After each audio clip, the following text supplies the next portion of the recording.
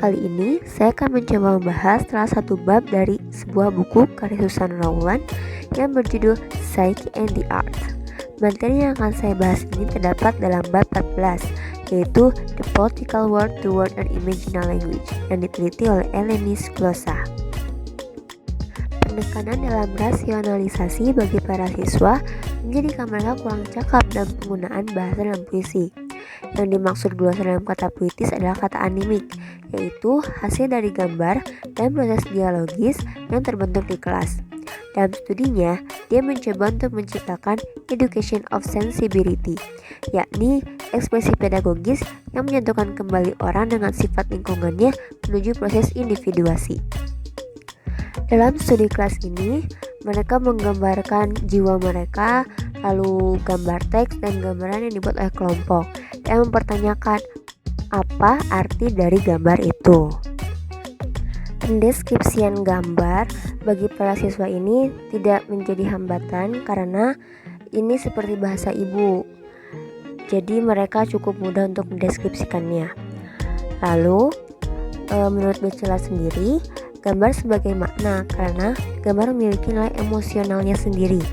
Saat emosional gambar dialami bersama dengan bidang sensibilitas atau indera seperti penciuman, pendengaran, sentuhan, penglihatan, pengecapan, hal itu membantu orang tersebut untuk menciptakan persepsinya sendiri, membayangkan, memberikan kembali kedalaman kata itu, yang membuatnya menjadi terbuai di dalamnya. Sensualisasi di sini adalah meminimalkan proses rasionalisasi yang sebagian besar waktu dipaksakan dalam kelas, seperti yang didiskusikan oleh Edgar Morin. Nah, jadi topik dari kasus ini adalah membayangkan bahasanya, menghubungkan gambar atau benda di dalamnya, dan menghubungkannya dengan milik kita. Kita benar-benar dapat merasakannya lebih dari sekedar mengulang secara otomatis strukturnya. Lalu di sini saya menyajikan sebuah puisi. Bunga dan tembok. Seumpama bunga, kami adalah bunga yang tak kau hendaki tumbuh. Engkau lebih suka membangun rumah dan merampas tanah. Seumpama bunga, kami adalah bunga yang tak kau hendaki adanya. Engkau lebih suka membangun jalan raya dan pagar besi. Seumpama bunga, kami adalah bunga yang dirontokkan di bumi kami sendiri. Jika kami bunga, engkau adalah tembok itu. Tapi di tubuh tembok itu telah kami sebar biji-biji.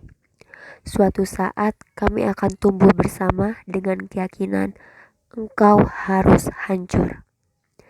Dalam keyakinan kami, dimanapun tirani harus tumbang.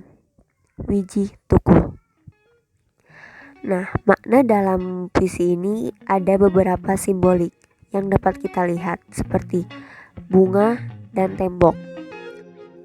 Bunga ini Wiji Tuku mengibaratkannya seperti rakyat kecil yang seolah-olah tidak mempunyai hak di buminya sendiri. Lalu ada tembok. Tembok ini seperti pemerintah yang menggusur tanah-tanah hak rakyat, sehingga tidak adanya rasa belas kasih kepada rakyat kecil. Nah, saat puisi dibacakan ini terjadi keheningan dalam kelas. Menurut Batchelor, keheningan bisa menjadi pertemuan jiwa. Kami semakin dekat dengan lamunan yang hidup dalam diri kami, kata siswa. Kehadiran setiap objek membuat kami menyelami lamunan kami masing-masing, menunjukkan apa yang kami rasakan karena kami membiarkan objek tersebut merasakan. Saat puisi dibacakan, para siswa hening seolah-olah sedang menyelam ke dalam jiwa mereka sendiri. Lalu ada gestur. Nah, kata puitis menjadi bagian yang melekat pada tubuh. Setiap simbol yang muncul membangkitkan citra puitis yang muncul dari dalam. Batchelor menunjukkan bahwa itu adalah aktivitas imajinal dari gambar yang membentuk gambar yang dibayangkan, menempatkan gambar sebagai petualangan persepsi. Latihan imajinatif membawa perkembangan sinkronitas.